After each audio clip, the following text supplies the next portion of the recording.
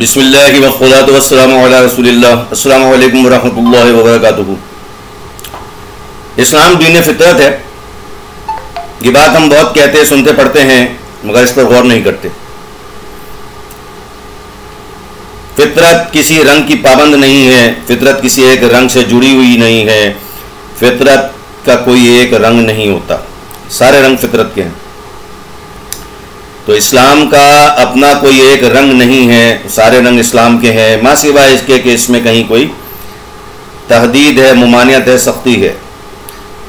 مثلاً یہ ہے کہ سوگ کی علامت کے طور پر سیاہ رنگ پہننے کی ممانعت ہے۔ مثلاً یہ ہے کہ اگر کوئی سفید رنگ پہنے گا سوگ کی علامت کے طور پہ تو یہ غیر مسلموں سے مشابہت ہو جائے گی اور یہ بھی حرام ہے۔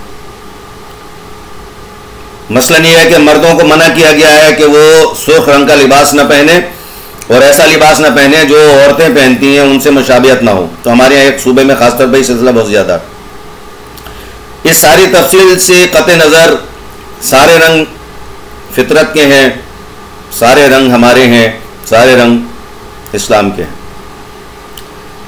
یہ کہنا، سوچنا، سمجھنا کہ اسلام کی پہچان یا شناخت سبز رنگ ہے غلط ہے، اور اس کی یہ توجیہ کہ یہ گنبد خضرا کا رنگ ہے یہ محض عقیدت ہے، جسے غلو عقیدت بنا کر عقیدت میں غلو شامل کر کے یہ سمجھ لیا گیا کہ چونکہ سرکار دو عالم صلی اللہ علیہ وسلم کی نسبت سے ہر چیز اہم ہو جاتی ہے، اس لیے سبز رنگ بھی اہم ہے، گنبد خضرا کا رنگ ہے اس لیے ہر چیز میں سبز غلط ہے۔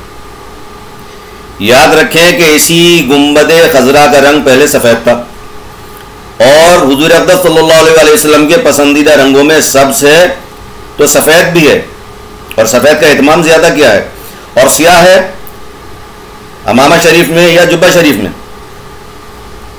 یہ ساری تفصیل ذہن میں رکھتے ہوئے آگے بڑھیں، صرف اور صرف سبز رنگ کا پرچار نہ کریں اسلام کے سرکاری یا قومی یا پہچان یا شناخت والے رنگ کے طور پر، غلط۔ اور آخری بات، یہ ایک تحقیق ہے کہ پارسی مذہب آتش پرستی کے مذہب کا رنگ سبز تھا۔